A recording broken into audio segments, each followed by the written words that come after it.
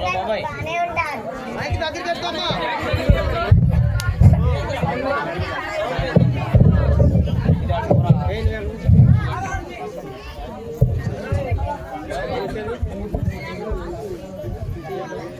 అందరికీ మన్నాడండి.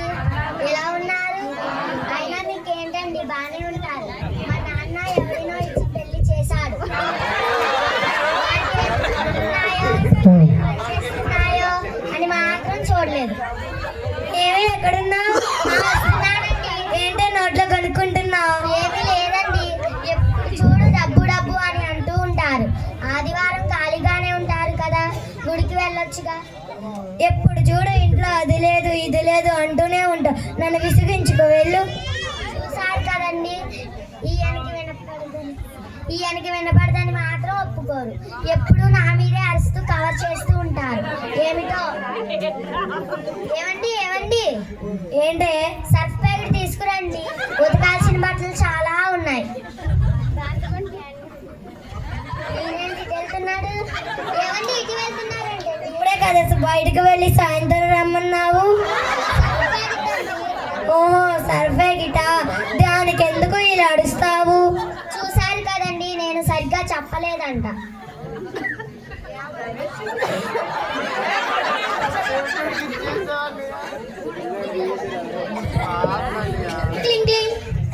హలో, ఎవరండి? మీ నాన్నగారికి ఒంట్లో బాగాలేదమ్మా, రమ్మని కబురు పెట్టారు. సరే, వస్తున్నాం.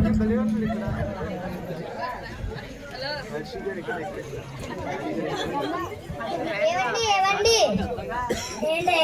మా నాన్నగారికి ఒంట్లో బాగోలేదంట. నాకు చాలా పనులు, నన్ను డిస్టర్బ్ చేయకు, వెళ్ళు. ఇది కూడా వినబడలేదా?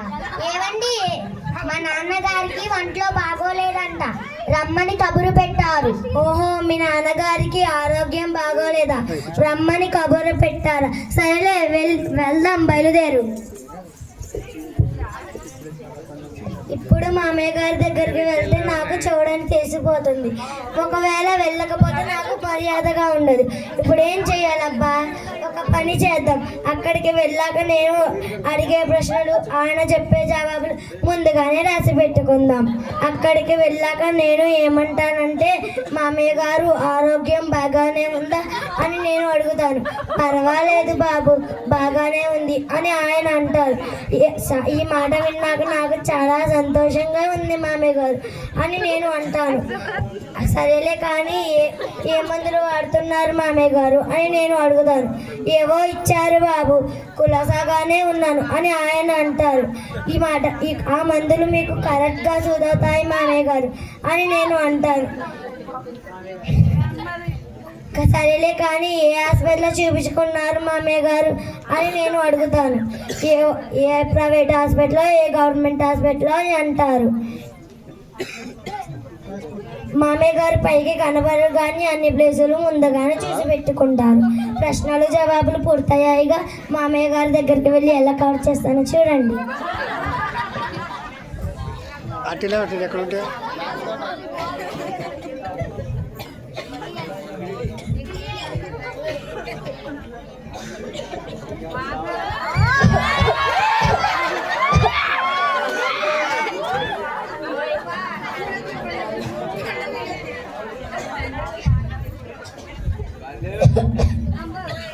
నాన్నగారు ఎలా ఉంది?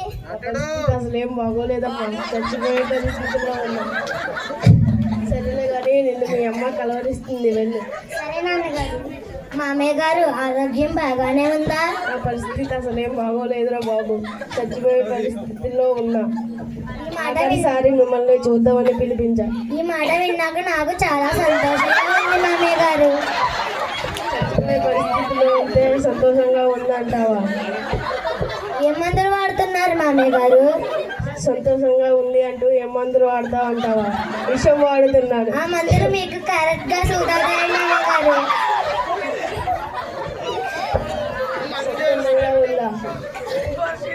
సరేలే కానీ ఏ హాస్పిటల్లో చూపించుకున్నారు మామయ్య గారు? విషం వాడుతున్నానంటే సంతోషంగా ఉందా?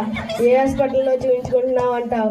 శ్మశానంలో చూపించుకుంటున్నా. మామయ్య గారు పైకి కనబడరు కానీ అన్ని ప్లేసులు ముందుగానే చూసి పెట్టుకుంటారు.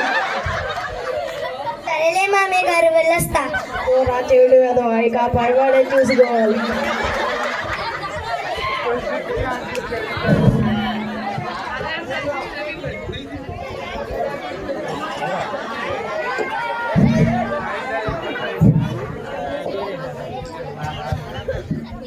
ఎరా దొంగతనంకు బాగుంటుందని కొత్త షర్టు ప్యాంటు కొన్నా ఎలాగుంది? సూపర్ గా ఉన్నాయి అన్న. ఏంట్రా చూడకుండా చెప్తున్నావు? చెప్పాలి చూడకపోయినా దొంగతనం అన్న. నీ దగ్గర దొంగతనం నేర్చుకోవడం నా అదృష్టం అన్న. సరేలే కానీ నేను నీకు కొన్ని పాయింట్స్ చెప్పా, గుర్తున్నాయా? మర్చిపోయానన్న. అసలు మనలాంటి దొంగలకు ఉండకూడదే మతి మరుపురా. ఫస్ట్ ఆ మతి మరుపును మర్చిపో. ఓకే అన్న. నిజం.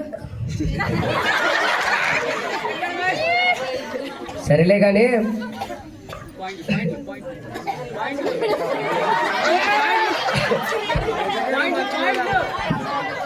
కానీ దొంగతనం నేర్చుకోవాలంటే ఇలాంటివి సరిపోవురా. ఇలాంటి మనుషులు కనుకో ముందు కళ్ళు వెనక కళ్ళు ఉంటే సరిపోద్ది. మళ్ళాంటి దొంగలకి ముందు చూపు వెనక చూపు పక్క చూపు కూడా ఉండాలిరా. మళ్ళాంటి దొంగలకి నోట్లో పేడు సంకలో తాడు ఉంటే సరిపోదు. గుండెల నిండా ధైర్యం ఉండాలిరా. చేతిలో ఉండే తాళం లేకపోయినా బీరువా ఎలా ఓపెన్ చేయాలో తెలిసి ఉండాలి. అవన్నీ ఉంటే ఏ పోలీసు అవుతారు కానీ దొంగనెందుకు అవుతారన్న? సరేలే కానీ నువ్వు దొంగ ఎందుకు అయ్యావురా? మా నాన్న అత్తబాను నన్ను దొంగనా కొడుక అంటుంటాడు. దొంగనయ్యారన్న. సరే కానీ అన్ప్రొఫెషనల్ ఫెలోరా నువ్వు.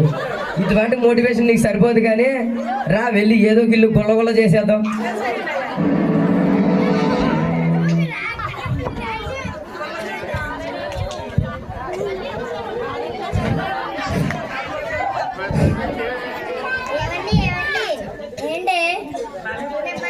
అడుగుతాను కాదంటారు కదా. ఏంటి గట్టిగా చెప్పు, వినబడతలేదు. నేను ఎప్పుడు సన్నిధికి వెళ్ళమన్నా వెళ్ళరు మీరు. పేరంపేట బైబిల్ మిషన్ చర్చిలో క్రిస్మస్ అంట, వెళ్ళొచ్చు కదా. ఏంటి వెళ్ళినా కానీ వినపడదు కదా. కనీసం 3 ముక్కలు నేర్చుకోండి చాలు. సరేలే వెళ్తా.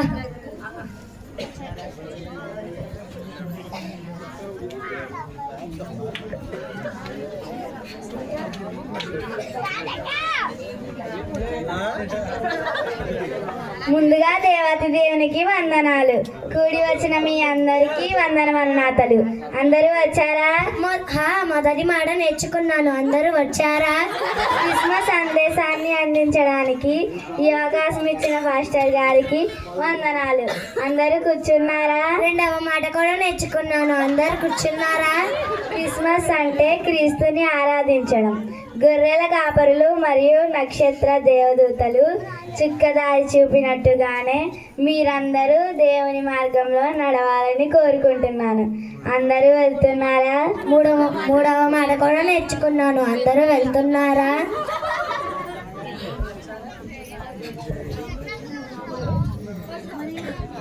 3 ముక్కలు నేర్చుకున్నాను. అందరూ వచ్చారా, కూర్చున్నారా, వెళ్ళిపోతున్నారా? అందరూ వచ్చారా, కూర్చున్నారా, వెళ్ళిపోతున్నారా? అందరూ వచ్చారా, కూర్చున్నారా, వెళ్ళిపోతున్నారా? ఎక్కడున్నా? వస్తున్నానండి. నువ్వు చెప్పిన 3 ముక్కలు నేర్చుకున్నాను.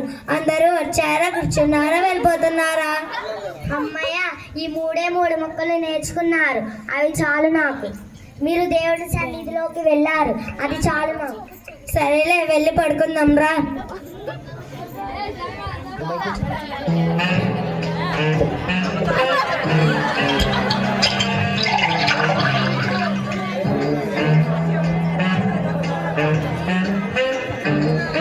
అందరూ వచ్చారా? వీడేంటన్నా అందరూ వచ్చారా అంటున్నాడు. చచ్చా, ఆడేదో నెత్తిట్లో కలవరేస్తున్నాడు కానీ నీకు అంత అనుమానంగా ఉంటే చెప్పు, ఆడికెళ్ళి కూర్చోమ్మ.